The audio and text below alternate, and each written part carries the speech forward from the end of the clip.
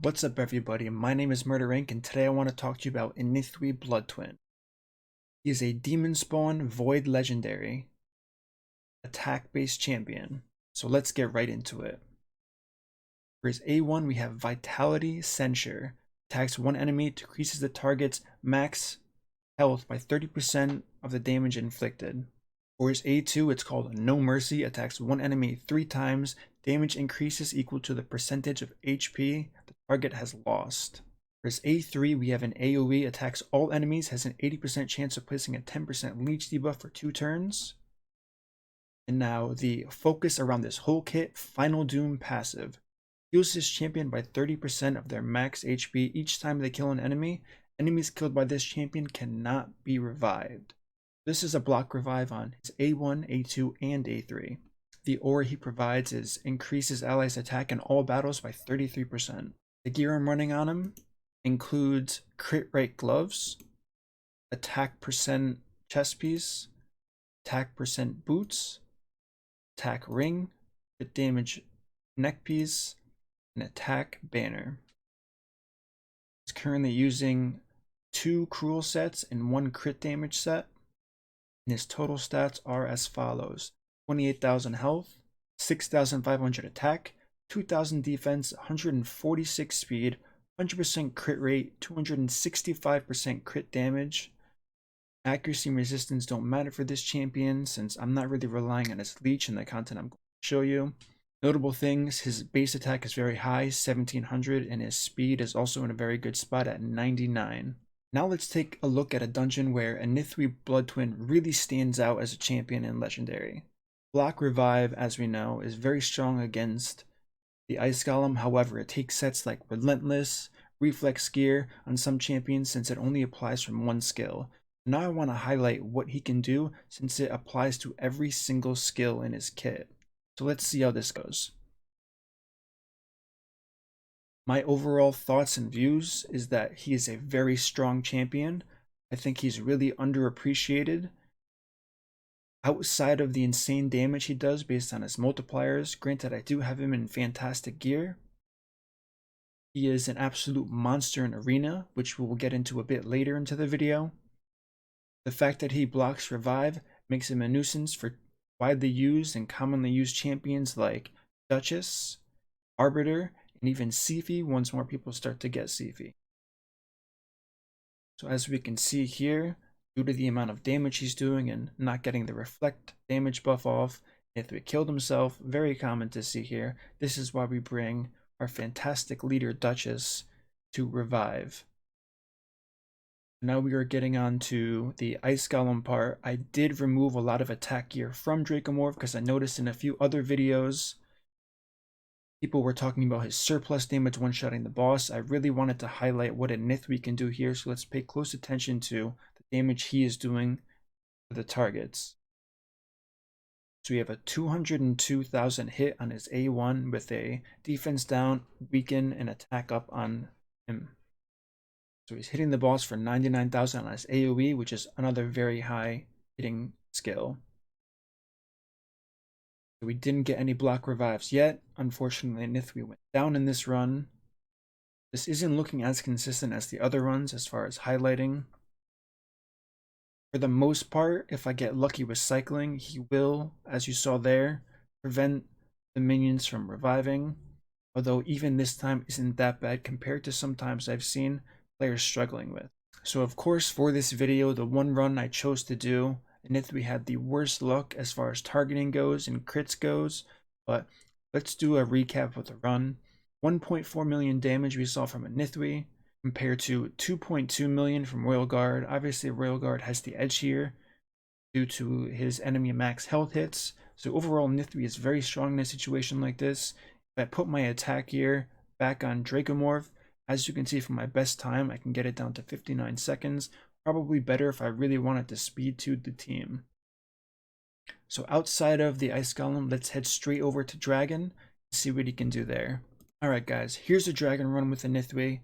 I do normally use Inithwe in Dragon run, even though the block revive doesn't really have a value here. I use him for the raw damage alone.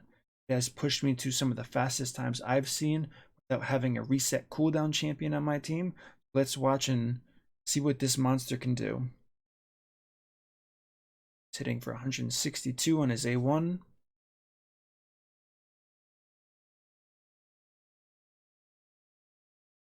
$90 to 145 on the A3. Now let's watch this dragon melt.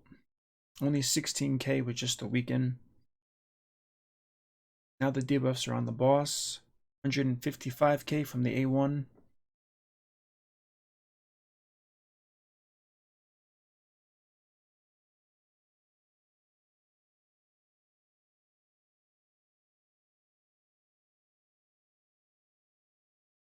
And I don't know if you could see it.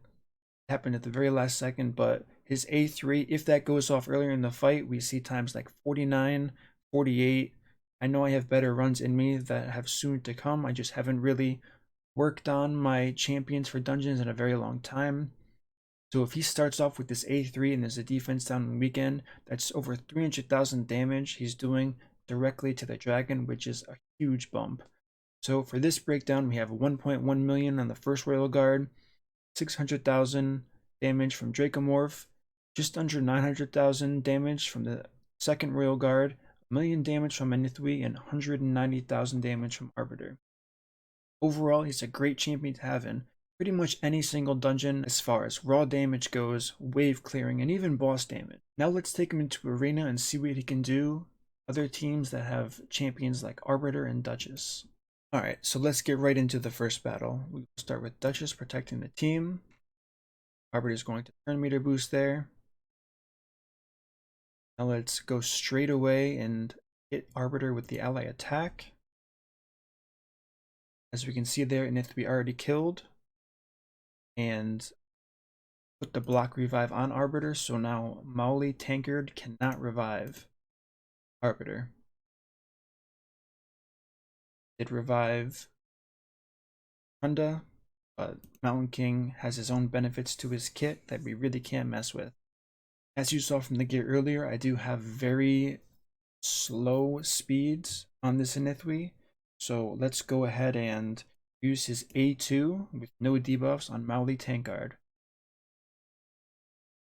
As you can see, it quite easily, even without a defense down or an attack up on him, took out that defense-based champion.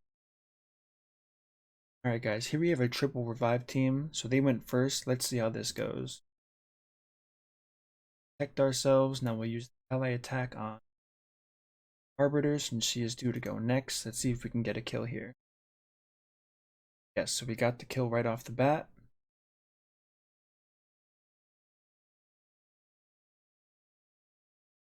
Since Blindseer cannot revive Arbiter, we are okay to use the defense down and strip buff.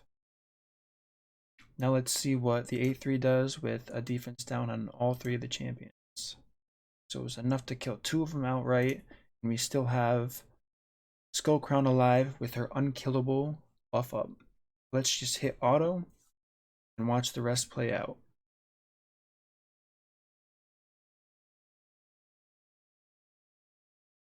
The Masteries I chose to run on Inithwe Bloodtwin are on the screen as follows.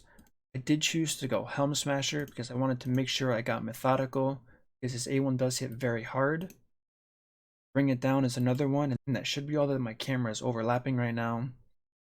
This is just a general build I picked for Arena, as you can see with Shieldbreaker here. If I wanted to do this for Ice Golem, then I would have taken Heart of Glory, increasing damage even more in the dungeons. Let's talk about his skills. All the skills in legendary books just increases raw damage.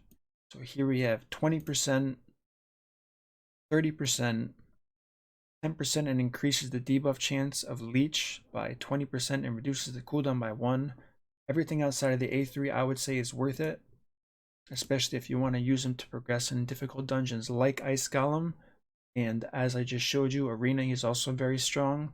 Outside of that, if you don't wish to book him, you will just get lower numbers. The gear I'm using is definitely well above average, so don't expect to see the numbers that I'm getting. However, you can incorporate a defense down and weaken on your team. You need half of the stats that I have to make him an absolute monster in any type of content you're doing. Alright guys, that's it for me today. Thanks for watching the video. Give it a thumbs up if you liked it.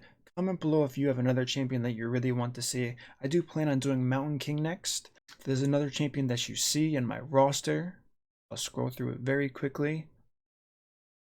Let me know. I will build it to the best of my ability.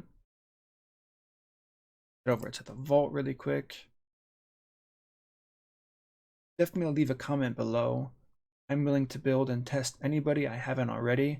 If I have, it's possible that I do a video and incorporate that champion into it somehow and give some feedback on that champion so I don't have to put out a whole video about it. If there is enough interest in it, I will absolutely do a champion spotlight on it. I do prefer to stick to legendaries, but I'm not opposed to epics, especially any of the new ones, so feel free to reach out. Once again, thank you for watching, and until next time.